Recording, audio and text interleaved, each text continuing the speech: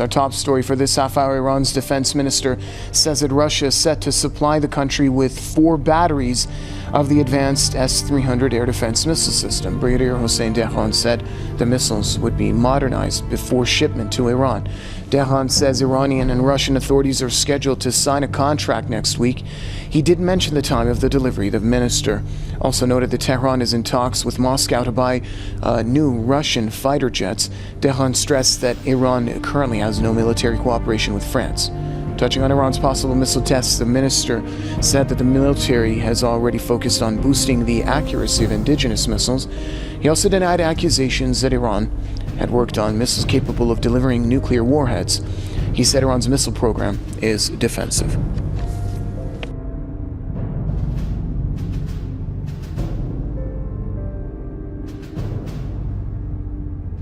Well, Iran could soon get its hands on a top-of-the-line missile system, one that can apparently track down and shoot down aircraft and intercept air strikes anywhere near its borders.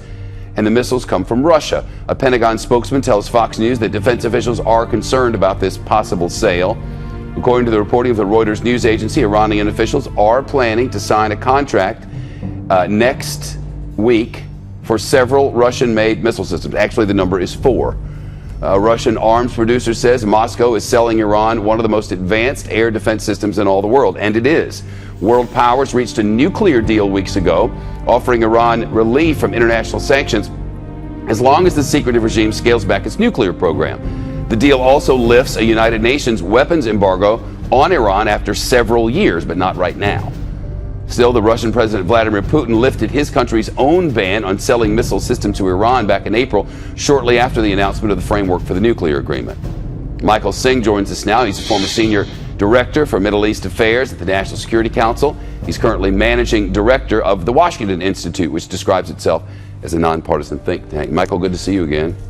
Good to see you, Shep. This should surprise no one in the know. Vladimir Putin needs money.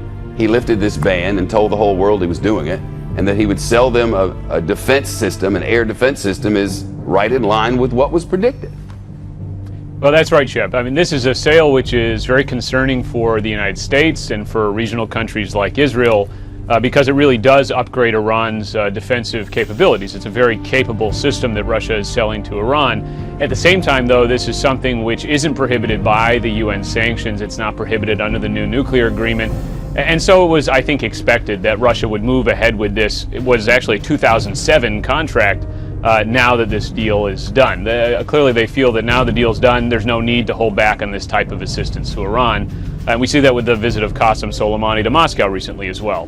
Without the nuclear deal, couldn't Vladimir Putin do exactly this? Well, I think, you're right, Shep. I think that what we see is that Russia and frankly China too, in the wake of the nuclear deal, are determined to now sort of expand their strategic ties with Iran.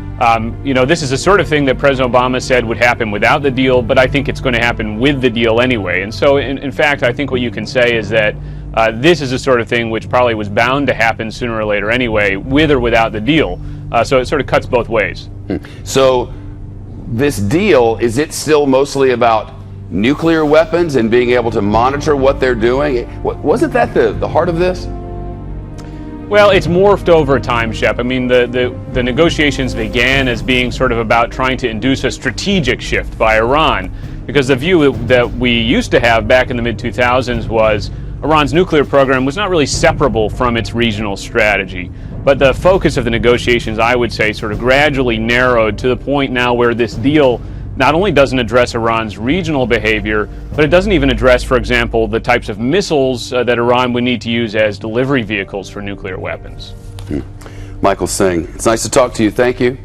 Okay, thank you, Shep. Yep.